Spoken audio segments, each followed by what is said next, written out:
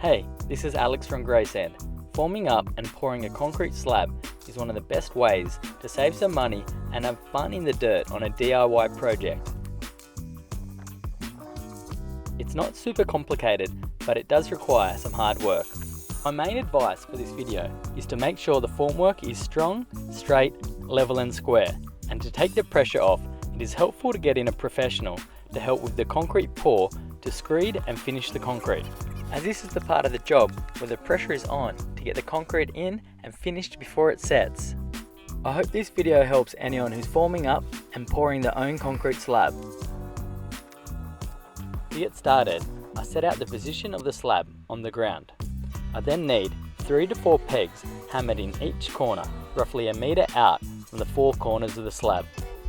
These pegs are for the profiles that will represent the true shape of the formwork. The pegs will need to be at least the height of the finished slab formwork. I then use a laser to mark the height of the slab onto the timber pegs.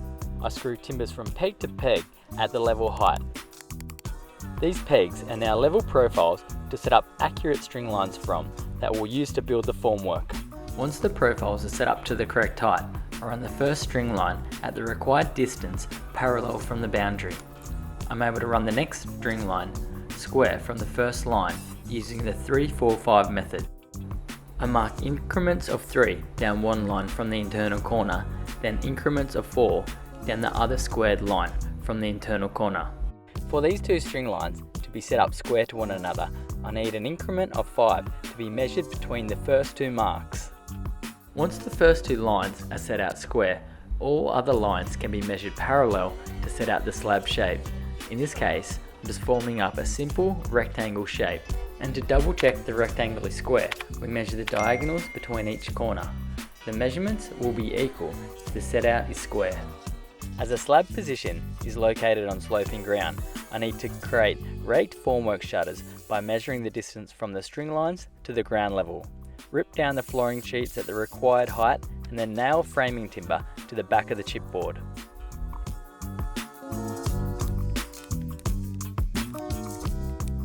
I like to dig a straight line for the formwork to sit onto, just below the natural ground level.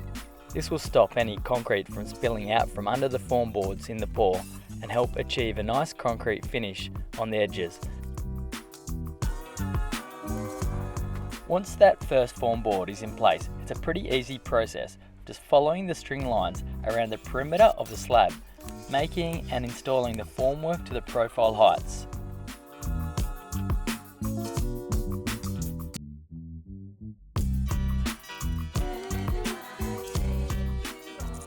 The boys are really enjoying working on the concrete slab job. They've even taught me a cool new way to tie up and tangle all the string lines.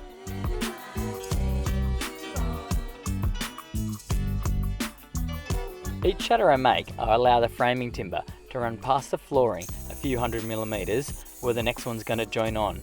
This allows an easy joint for the next shutter to get attached to the first one. As I complete each side of the formwork, I'll knock in a couple of star pickets to each corner just to position the formwork in the exact right spot. I'll then screw it through the star pickets at the right height.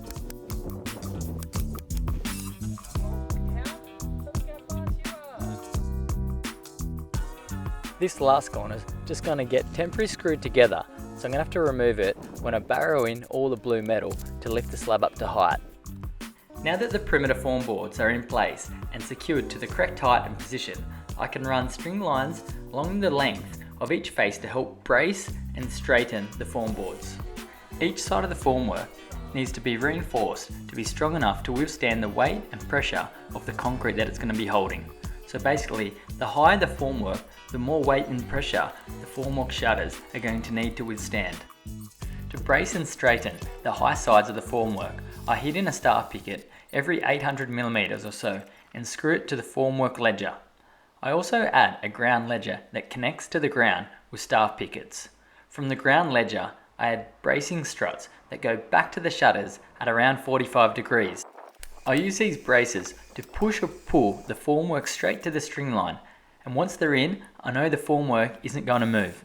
I really enjoy creating formwork for concrete as it is basically just building a temporary mould to contain the wet concrete and reinforcement steel, so you can form up and create just about anything. With this slab being positioned on a sloping uneven block, the bottom side of the slab will finish further from the ground level. To make this work, we wheelbarrow in blue metal to fill the underside of the slab to the correct height, then dig out a thickened beam around the perimeter of the formwork.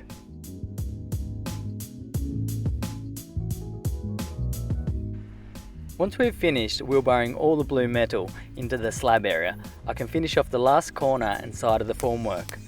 As the higher side of the formwork will be easier to make, as it's going to be lower from the ground and hold less weight, therefore needing less bracing.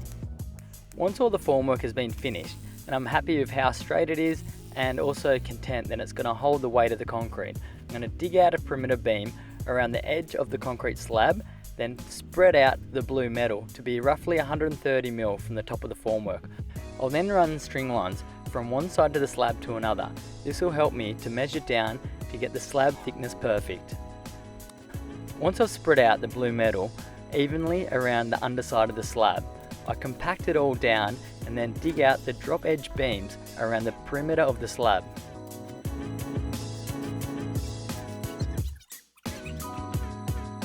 Wherever there is a doorway or a roller door positioned on a slab, it's a good idea to make sure you put a piece of timber into the formwork that can be removed, and this is going to allow the roller door to finish rebated into the slab, or the sill or tread of a doorway to finish flush with the top of the concrete slab.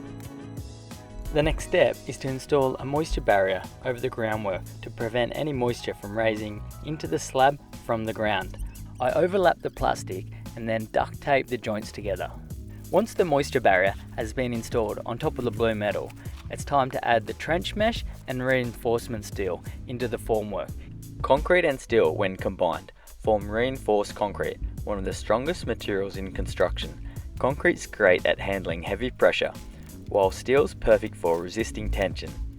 They even expand at the same rate in heat, so no cracking under pressure.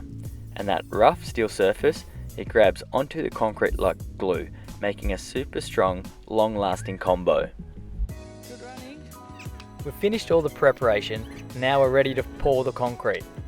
I've built this timber ramp to help get the barrows of concrete from the truck down the hill and then into the slab.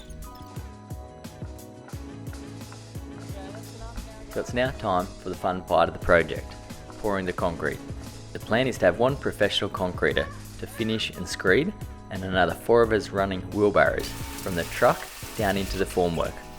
So the plan is to ramp and dump the concrete into the formwork starting at one end. The finisher will then pull and screed the concrete flat, working from one end of the slab to the other. To get the concrete to settle into place and avoid any air pockets, you can use the concrete vibrator tool, or you can just go around and tap the formwork with a hammer to help settle the concrete. And today we don't have a vibrator, so we're just going to use a hammer and it works just fine. It's a difficult job finishing the concrete, so it's great to have someone that knows what they're doing.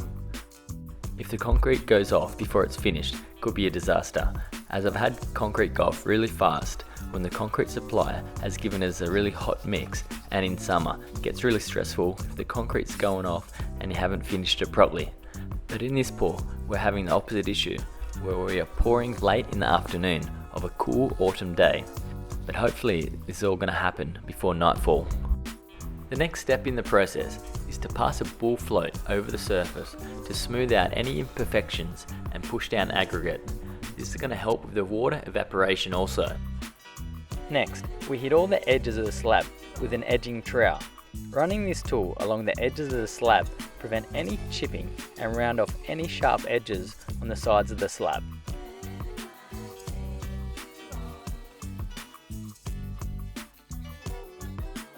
And lastly, for this slab, we're just going to finish off the surface with a steel trowel. The steel trowel is just used to smooth the finish, and multiple passes increase the surface density and the smoothness of the finish. Okay, that's the concrete slab finished. The concrete didn't completely set until after dark last night due to the late pour and cold weather. But that's sometimes how it goes when you're the last pour of the week, and it's a bit of standing around in the dark waiting for concrete to set. But now, all that's left for us to do is strip the formwork and clean up the site, and as you can see, we've achieved a nice smooth finish on the side of the formwork that goes all the way down to the ground level. I hope this video has helped anyone looking to form up and pour a concrete slab. So that's the end of the video. Thanks for watching. That's okay. That's okay.